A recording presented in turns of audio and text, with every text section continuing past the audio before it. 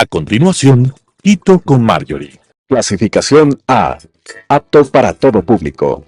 Las opiniones vertidas en este espacio por la producción y dirección del programa son de exclusiva responsabilidad de sus autores y de quienes intervienen en ellos.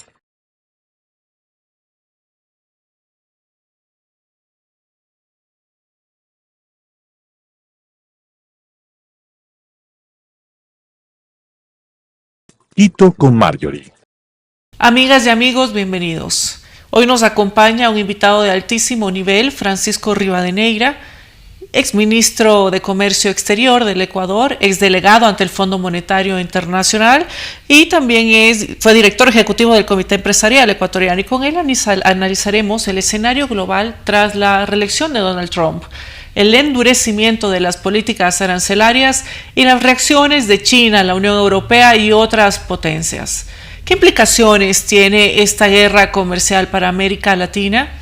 Ecuador, preparado para asumir los retos y aprovechar las oportunidades de este nuevo orden económico. Acompáñanos y te agradezco, Francisco, por estar aquí. Bienvenido. Bueno, muchas gracias, estimada Marjorie, por la gentil invitación. Un enorme placer volver a estar contigo en este espacio y obviamente un agradecimiento a Telesucesos.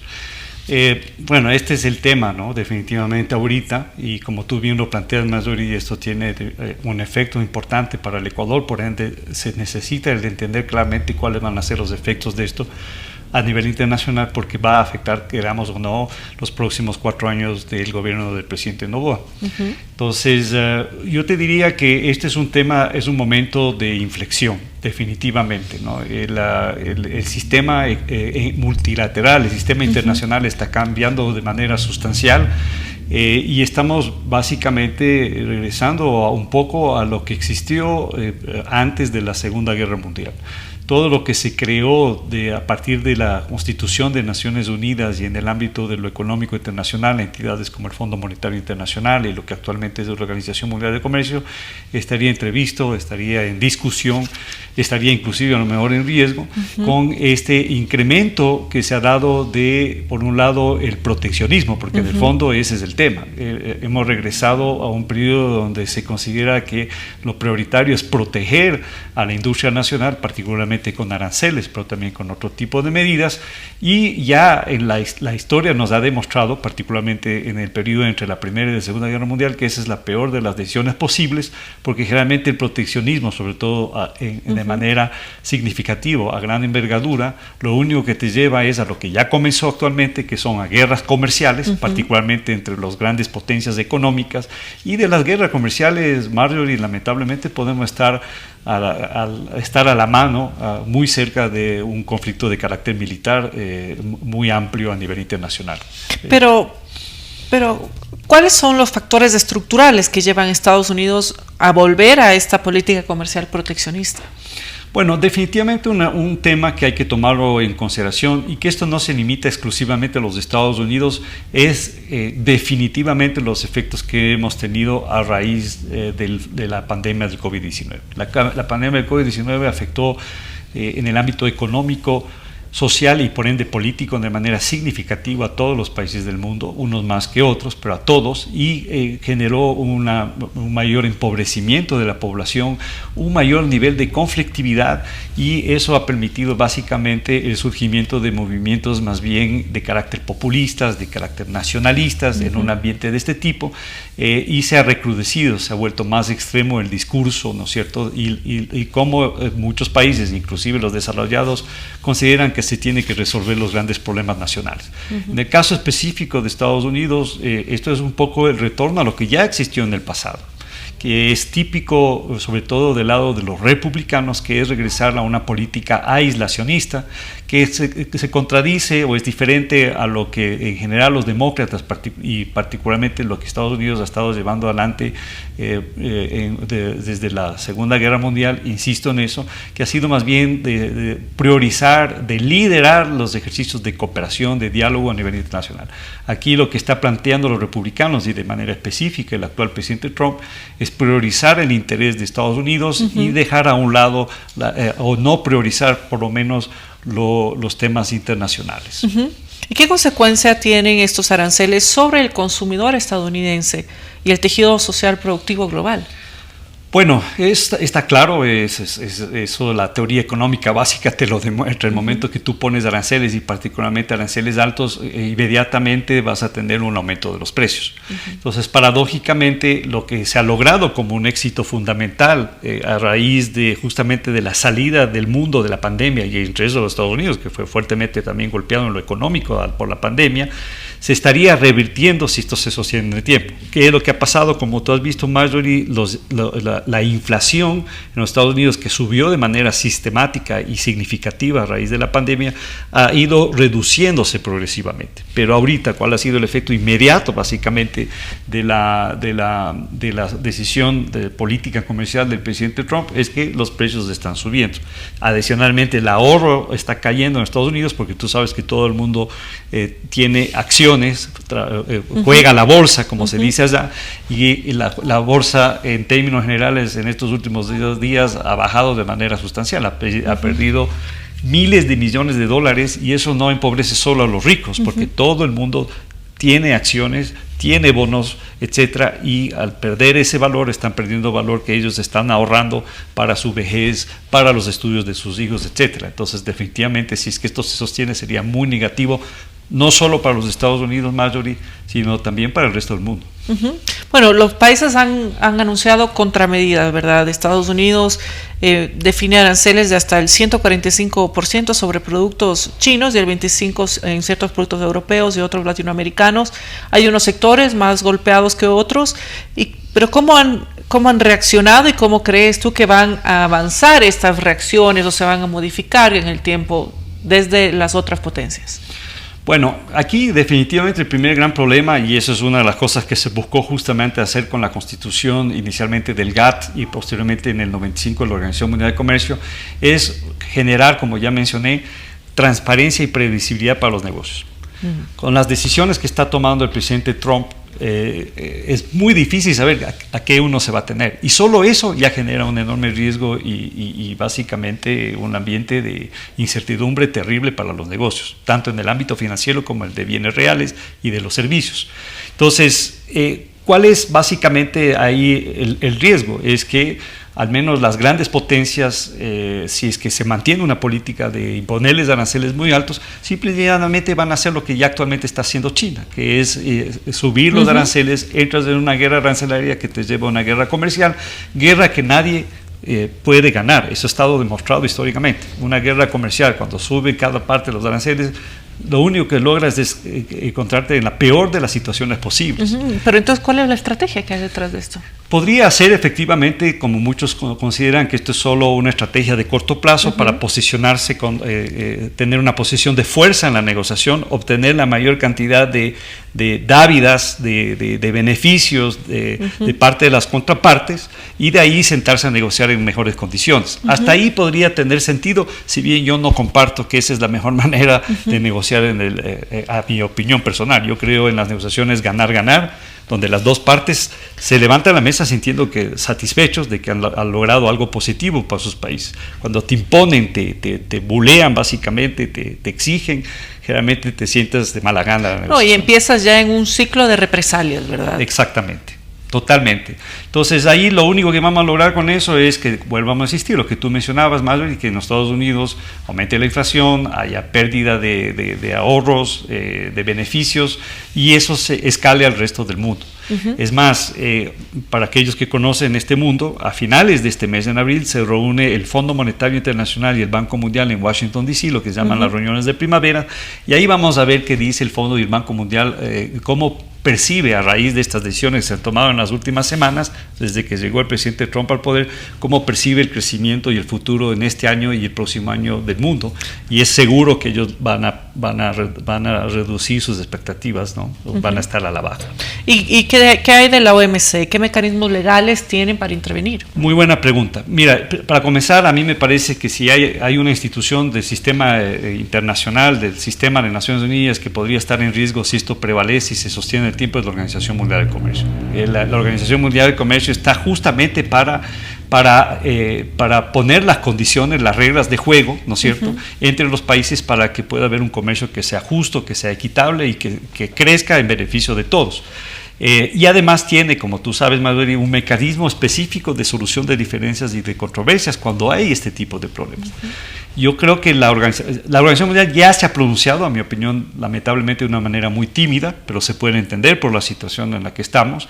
Pero lo que sí está claro es que muchos países, como es el caso ya de China, van a buscar demandar a los Estados Unidos ante la Organización Mundial de Comercio, no tanto porque eso les va a permitir obtener un resultado real, sino para poder legitimar sus decisiones de contrarrestar las medidas iniciales que son al fin y al cabo consideradas ilegales por parte de los Estados Unidos. Entonces ya China ha acudido al sistema de solución de diferencias, el cual está a medio funcionar, porque justamente a los Estados Unidos no le gusta el mecanismo y le tiene bloqueado desde hace años. Es un mecanismo de 2 niveles, el primer nivel está funcionando, pero el segundo, que es un órgano de apelación, no funciona, porque no ha habido cómo renovar jueces, debido a que se necesita Estados Unidos apruebe, y como Estados Unidos no aprueba, ese segundo nivel no funciona. Entonces vuelvo a insistir, esto es más un tema de demostrar ante la comunidad internacional de que se está infringiendo las reglas del comercio internacional y por ende las decisiones de retaliación que yo voy a tomar como ejemplo China son legítimas. Por allá va la cosa. Bueno, esperemos entonces estas reuniones de primavera, a ver qué papel también tiene el FMI ante este contexto de tensiones globales. ¿Y qué riesgos corren las economías emergentes como Ecuador, por ejemplo, ante estas tensiones? ¿Podría haber una recesión regional inducida para la desaceleración del comercio global? Sin duda, ¿no? Si es que hay una desaceleración de la economía en los grandes países, que eso sería la expectativa si esto se sostiene a largo plazo y se recrudecen las guerras comerciales entre las grandes potencias económicas, esto lógicamente va a tener un efecto para nuestras exportaciones, porque simple y llanamente se va a reducir la demanda internacional de nuestros bienes, puede darse temas de sustitución. Entonces, en términos generales no es algo positivo. Ahora, si tú analizas por sectores, por supuesto que al menos se podría proyectar que podría haber algunas ganancias, ¿no?, debido a lo que llamamos la desviación de comercio, porque como tú lo mencionaste inicialmente, no todos los países tienen los mismos aranceles y nosotros hemos tenido la suerte que nos han puesto en el piso.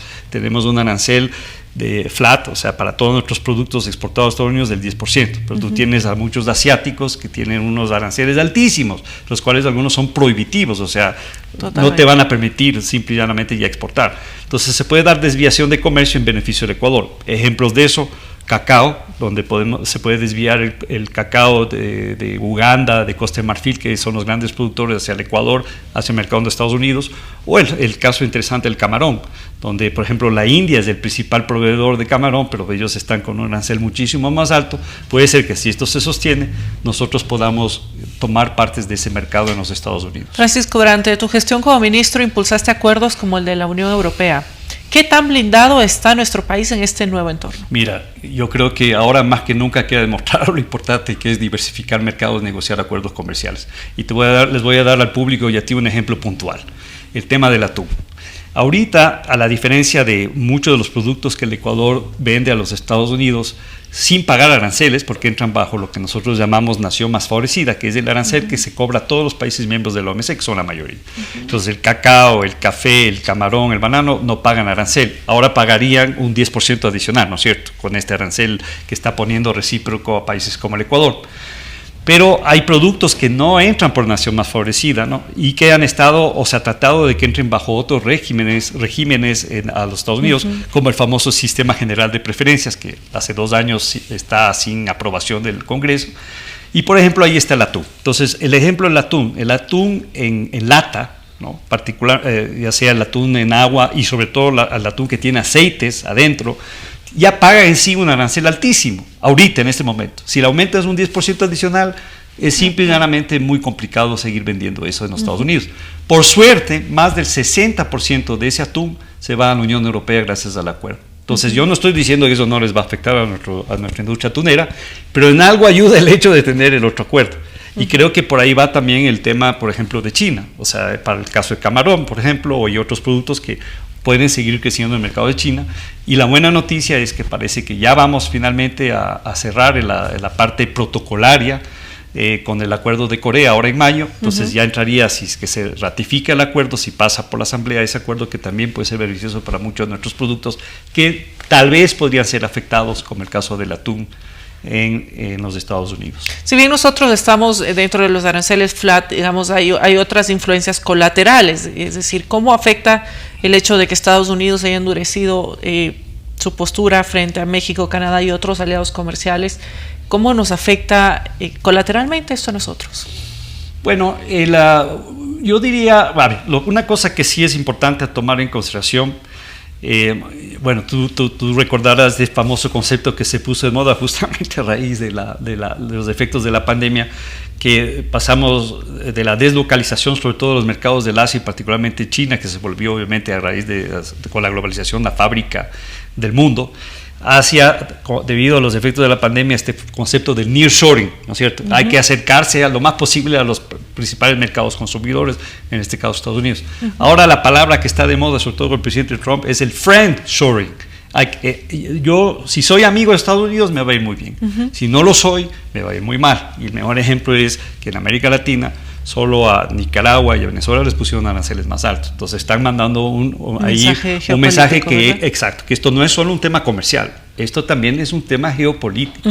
Y en ese sentido yo creo que puede ser beneficioso para nosotros. Ahora, lo que yo creo es que América Latina y el Ecuador en particular tiene que acelerar, como ya lo hizo el gobierno actual y la canciller, me pareció que es correcto, de ir a Washington D.C. y decir, aquí estamos, sentémonos a discutir y veamos cómo podemos de manera recíproca y en beneficio de las dos partes encontrar un acuerdo para los dos y ver cómo nos eliminan este arancel. ¿Y hay espacio para beneficiarse de esta relocalización, por así decirlo, de cadenas de valor? Yo creo que sí. El caso mismo de México que tú mencionas, yo creo que habrán, así como está pasando que China se está moviendo mucho la producción de China hacia Vietnam, o inclusive a mismo México, para desde México entrar al mercado estadounidense a través del acuerdo que tiene México, Canadá y Estados Unidos, tal vez se podría dar algo similar para países como el Ecuador. Pero eso está aún por verse, ¿no? Porque recordemos que el presidente Trump, a la final, lo que él quiere es que la industria regrese a los Estados Unidos. Y eso es lo que le afecta a México y Canadá, que ellos quieren que la industria metalúrgica, siderúrgica, de automóviles, etcétera, que es fuerte en estos dos países, inclusive con inversión americana, regrese a los Estados Unidos. En algunos casos tal vez eso sea factible de lograr, pero yo creo que va a ser tremendamente difícil, porque al fin y al cabo Estados Unidos es un país con una mano de obra muy cara, no es muy eficiente para ya lo que llamamos la industria pesada o en general una política industrial. La fortaleza de Estados Unidos está en otros ámbitos como la tecnología y sobre todo los servicios, y ahí es donde tiene que trabajar. Y Ecuador tiene varios desafíos institucionales que resolver para aprovechar eventualmente estas oportunidades: seguridad jurídica, infraestructura, política exterior, de hecho que sea más activa, ¿no? ¿Qué tenemos que hacer? Excelente pregunta, y es el momento idóneo, ¿no? Porque ya tenemos presidente para los próximos 4 años, además ya sabemos más o menos cómo piensa. Entonces yo creo que hay dos ventajas del actual gobierno del presidente Lobo. Él es un empresario, entonces en términos generales es pro empresa, y es un hombre que está de acuerdo con los conceptos fundamentales relacionados al comercio exterior, como la apertura comercial, está de acuerdo en la negociación de acuerdos comerciales, llamados acuerdos de libre comercio, tratados de libre comercio, la protección a la inversión extranjera, etc. Entonces yo creo que eso lógicamente va a facilitar de que haya mayor inversión extranjera y que el Ecuador pueda seguir diversificando y exportando más. Entonces en ese sentido yo creo que es un escenario positivo. ¿Qué es lo que hay que hacer? Avanzar con la agenda de negociaciones por un lado, pero yo insisto que ya casi lo más importante ya está. Si logramos ya cerrar con Corea, aprobarlo de Corea, aprobarlo de Canadá y ver qué acuerdo podemos lograr con los Estados Unidos, yo creo que ya más del 80% del comercio ecuatoriano actual y de corto plazo a futuro estaría asegurado, sin aranceles o con poco aranceles. Lo que sí hay que hacer, y ahí está el mayor desafío, Marjorie, es la agenda competitiva interna. Los acuerdos comerciales te generan oportunidades, pero lo que te permite a la final aprovechar de esas oportunidades y por otro lado defender a tus empresas de los embates de las importaciones es la competitividad. Y el Ecuador, en términos generales, más allá de que el sector empresarial de manera extraordinaria, a pesar de que nos dolarizamos y ahí perdimos ciertos elementos de la competitividad como la devaluación, ha logrado trabajar en verdadera competitividad. Por eso seguimos exportando y cada vez crecen más las exportaciones, más, y que eso es maravilloso. en términos generales somos un país costoso, entonces tenemos que trabajar en mayor competitividad. ¿Y cómo lo hacemos? Pues tú fuiste el creador del Ministerio de Comercio Exterior. Y si estuvieras hoy en funciones, ¿qué medidas inmediatas tomarías justamente eso para proteger la competitividad nacional? Bueno, una cosa que es trascendental es, y lo he mencionado de manera sistemática, es la necesidad de pasar de tener políticas de corto plazo de carácter gubernamentales del gobierno de turno hacia políticas de Estado. Y aquí el Ecuador carece absolutamente de política de Estado. ¿Y eso qué implica? Sentarse y tener un diálogo y ponernos de acuerdo hacia dónde debemos movernos hacia el futuro. Lo que ahora dicen de manera burlesca de que a los chinos no les importa mucho lo que hace el señor Trump, porque el señor Trump estará 4 años, en el mejor de los casos, si logra ver cómo logra superar la Constitución americana 4 años más, pero los chinos tienen una programación de aquí por 20 a 100 años, entonces el tiempo pasa. Aquí hay que hacer, sin llegar a ese extremo, algo parecido, tener una verdadera planificación, y eso implica diálogo público-privado. Y yo creo que el sector privado, tú sabes que yo estuve como director ejecutivo del Comité Empresarial Ecuatoriano, y ahí pude un poco observar y trabajar con el sector. Yo creo que el sector privado debe liderar lo que debería ser una propuesta para, por un lado, mejorar la competitividad del sector empresarial y 2, ver cómo de manera conjunta el Estado y el sector privado trabajan de manera mancomunada para tener un país con mayor bienestar, ¿no es cierto? Luchar contra la pobreza, eliminar la pobreza extrema, reducir el desempleo, que crezca el empleo calificado, identificar cuáles son aquellos sectores que van a generar mayor riqueza para el país, seguir invirtiendo en una educación de alta calidad, pero también en una educación que esté especializada para que sirva a los sectores empresariales del país, etc. Y eso solo se puede lograr si se trabaja de manera conjunta. El FMI se ha generado algunas alertas y uno de ellos es que habla de que va a afectar la inversión extranjera directa en los países. ¿Cómo logramos atraer inversión extranjera en un entorno tan incierto? No va a ser fácil, no va a ser definitivamente fácil, pero mira, aquí se da una situación paradójica, ¿no? Cuando tú tuviste la pandemia, para hacer una comparación, Marjorie, el dólar se evaluó, ¿no? Se revaluó, aumentó de valor. ¿Por qué? Porque el mundo en general, a raíz de la crisis económica que se venía con la pandemia, se refugió en el dólar y en los Estados Unidos. En la actualidad se está dando lo contrario. A pesar de que hay una crisis, el dólar sigue perdiendo valor. ¿Eso qué significa? Que es posible, hasta cierto punto, que algunos inversionistas quieran diversificar su cartera e invertir en otros lados para reducir el riesgo. Ahora, que lleguen al Ecuador va a depender sobre todo, y entre otras cosas, lo que hablamos hace un rato, de que haya reglas de juego claro. Mi expectativa es que con el presidente Noboa se pueda trabajar en ese aspecto. Se habla de una constituyente, ¿no es cierto? Por ejemplo, un tema que se debería tratar en la constituyente, que es fundamental si queremos volver a traer inversión extranjera, es el famoso tema del mecanismos de arbitraje. Volver a discutir ese tema, que hay un candado constitucional actual que no te permite, por ejemplo, ir al CIADI. Y eso de cajón es un elemento que no te permite atraer inversión de manera significativa. Y de ahí una cosa que es fundamental es que este gobierno debe estar dispuesto a invertir dinero en las entidades e instituciones que deben promover al país y a sus productos.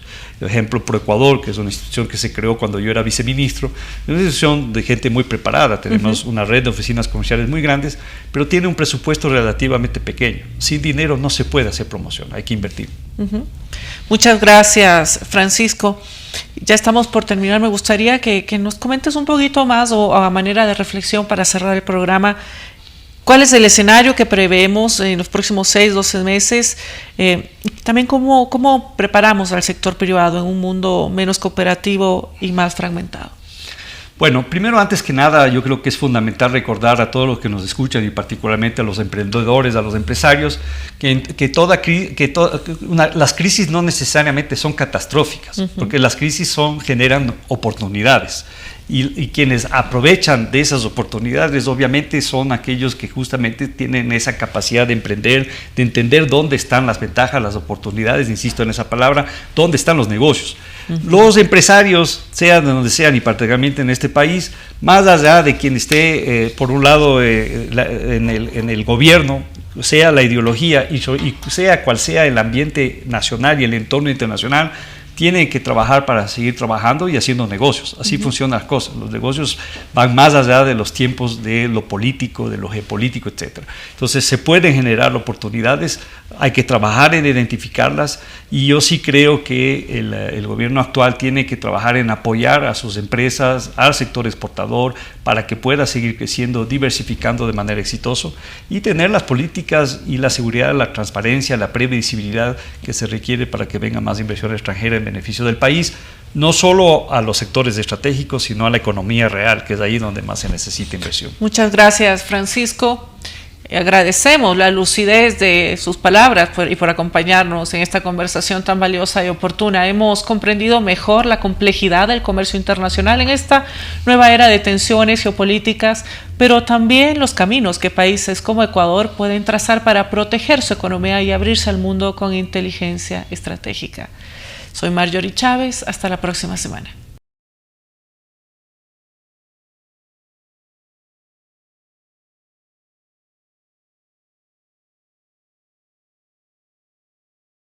Quito con Marjorie.